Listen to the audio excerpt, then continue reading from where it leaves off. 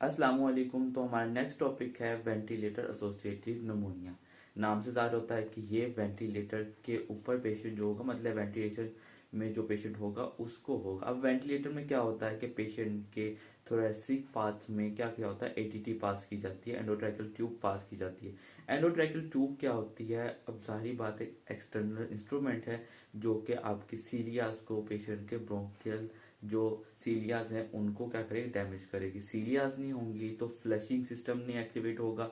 Secondly क्या होगा कि फ्लशिंग के साथ वहां पे रिमेनिंग जो बैक्टीरियाज होंगे जो एटीटी के साथ जाएंगे, क्योंकि एनवायरनमेंट आपको भी पता है अच्छे से कि एनवायरनमेंट जितना मर्जी हाइजीनिक हो, बैक्टीरियाज एनवायरनमेंट है हवा में पाए जाते हैं, तो बैक्टीरिया उनके साथ अंदर जाएंगे, फ्लश आउट नहीं होंगे और वहां पे इन्फेक्शन कॉज करेंगे। और इन्फेक्शन की वजह से क्या होगा, पेशेंट को निमोनिया डेवलप होगा। अब हमें कैसे पता चलेगा कि वेंटिलेटर एसोसिएटेड निमोनिया है या नहीं है? इसमें दो चीजें होती हैं। एक, आपने पेशेंट का एक्सरेज करवाना होता है बिफोर ईटीटी। अब बिफोर ईटीटी पेशेंट का एक्सरेज करवाया है और आफ्टर ईटीटी अगर पेशेंट को निमोनिया डेवलप हुआ, निमोनिया के सिम्टम्स हैं, एक्सरेज करवाएंगे तो एक्सरेज के प्रीवियस और आफ्टर वेंटिलेशन जो वेंटिलेटर जो एक्सरेज होंगे दोनों के अंदर डिफरेंस आएगा। फर्स्ट पॉइंट ये हो जाएगा। सेकेंडली क्या होगा, ईटीटी के अंदर पेशेंट के जो है बलगम आएगा, पुरुलेंट पस होगी। ये दो चीजें होंगी। इसके अलावा टेस्ट करवाएंगे और टेस्ट से इन्वेस्टिगेशन से तो जाहिर बात है डायग्नोस हो जाएगा ये क्या है, निमोनिया है।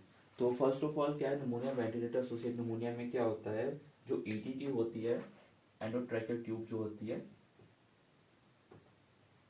वो क्या करेगी, डैमेज करेगी किस चीज को, सीलियास को। सीलियन सिस्टम जो होगा वो मेल फंक्शन हो जाएगा और उसकी वजह से वहां पे बैक्टीरियाज जो थ्रू ईटीटी इन्वेट करेंगे, बैक्टीरियाज ओवर ग्रो कर जाएंगे, बैक्टीरियाज क्या करेंगे, इन्फेक्शन कॉज करेंगे, जिसकी वजह से पेशेंट को क्या होगा, निमोनिया होगा। अब निमोनिया होने के जो बैक्टीरियाज हैं वो याद रख ले वेंटिलेटर एसोसिएटेड के अंदर जो हमने मोस्ट कॉमनली याद रखने हैं, कॉजेज जो होंगी वेंटिलेटर एसोसिएटेड निमोनिया की, उसमें मोस्ट कॉमन कॉज आपने जो याद रखनी है वो है S Orius. Most common cause is S Orius. अगर हॉस्पिटल रिक्वायर्ड पूछा जाए तो वो इकोलाई। जनरली ओवरऑल पूछा जाए तो वो pseudo S S pneumonia bacteria है, स्ट्रेप्टोकोकस निमोनिया बैक्टीरिया। इसके बाद आ जाएगा एसोरियस है, स्किन से रिलेशन है और एक्सटर्नल डिवाइसेस से रिलेशन हो, इंजरीज कोई आपने क्या की हो, कोई ऑपरेशन हो, कोई सर्जरी हो, उसके अंदर अगर पेशेंट इन्फेक्शन हो तो उसमें आपने याद रख लेना है एस एपिडर्मिडस। इसके अलावा सूडोमोनास,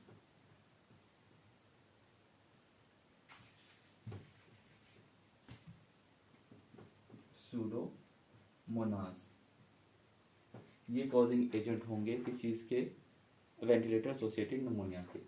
अब इसके सिम्टम्स क्या आएंगे, पेशेंट के सिम्टम्स और फाइंडिंग्स देखे थे। सिम्टम्स वही पेशेंट के होंगे जो निमोनिया के सिम्टम्स होते हैं। क्या होंगे, पेशेंट को कफ होगी, पुरुलेंट कफ,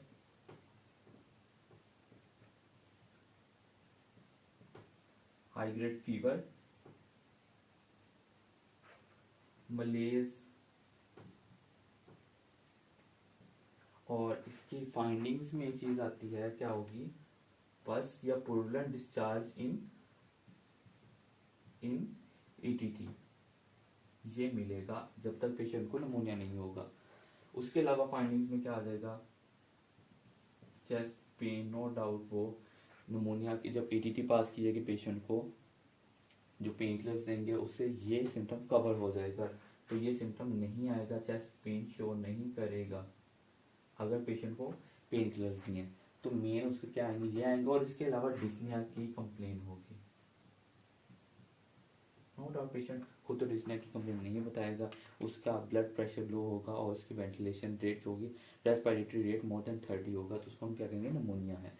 अब इसको हमने डायग्नोस करना है। डायग्नोसिस के लिए क्या करेंगे, best initial test for any kind of pneumonia is x-rays. Chest x-rays is the best initial test. Before and after ये याद रख लेना है,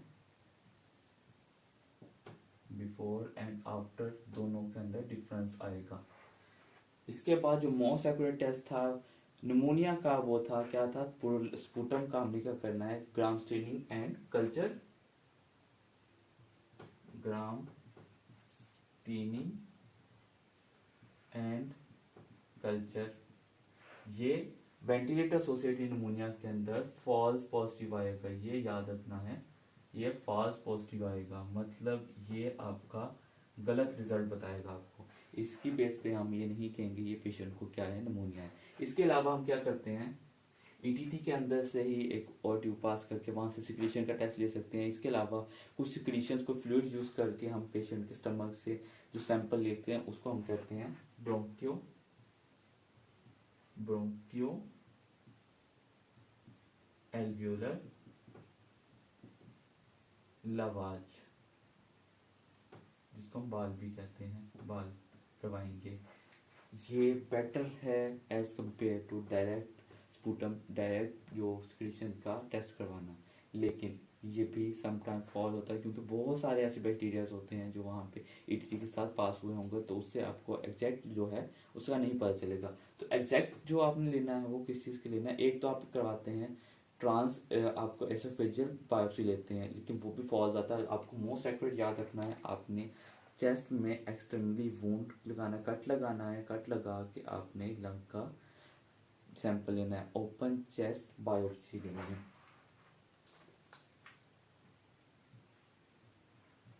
open chest biopsy, open lung कह ले, ओपन चेस्ट कह ले, बायोप्सी लेंगे is the most accurate test. इसमें कोई इन्फेक्शन होने के चांसेस नहीं होंगे अनलेस जो इंस्ट्रूमेंट यूज हुआ है वो डिफेक्टिव नहीं है। तो ये याद रख लेना है, दो चीज याद रखनी है, ग्राम पॉजिटिव, ग्राम और ग्राम स्टेनिंग और कल्चर फॉल्स पॉजिटिव होगा, एक ये याद रखना है, दूसरा आपने मोस्ट एक्यूरेट याद रखना है। ट्रीटमेंट में आप क्या करेंगे, एस और एस के लिए आप पेंसिलिन यूज करेंगे, drug of choice penicillin for MRSA, but for S और एस अगर MRSA हो, मेथोक्लिन रेजिस्टेंट एस और एस हो, तो उसके लिए हमने वैंकोमाइसिन यूज करनी है। एस एपिडर्मिडस का ट्रीटमेंट भी सेम पेंसिलिन ही यूज करेंगे, पेंसिलिन से कवर हो जाएगा। जो सूडोमोनाज है, सूडोमोनाज के लिए आपने डबल या ट्रिपल थेरेपी यूज करनी होती है। वो क्या होती है, एक तो आपने जो सिप्रो वगैरह होते हैं, या फिर आपने डायरेक्टली ड्रग्स ही याद रख लेने हैं। आपने क्या सूडोमोनास का ट्रीटमेंट में क्या होगा, आपने जेंटामाइसिन, टोब्रामाइसिन ये यूज करना है,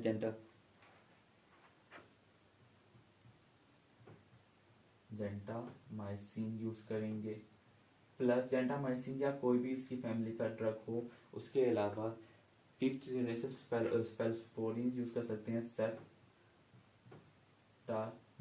सेप्टाजीडाइन यूज करेंगे।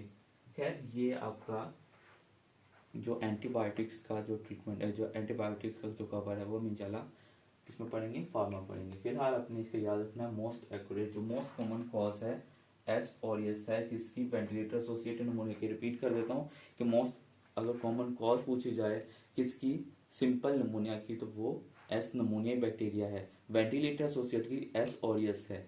अगर पूछा जाए कि पेशेंट ने इंगल्फ किया कोई एक्सटर्न जो है आपका सिक्रीशन जो है आपकी बॉडी के किसमें, लंग्स में चले गया, तो उसकी जो कॉज है वो है एनारोबिक बैक्टीरिया। लेकिन अगर पूछा जाए हॉस्पिटल एक्वायर्ड निमोनिया तो उसकी इकोलाई है। ये कुछ 4-5 पॉइंट्स हैं आपने डिफरेंशिएट डीडीज में याद रखने होते हैं। तो ये था वेंटिलेटर एसोसिएटेड निमोनिया।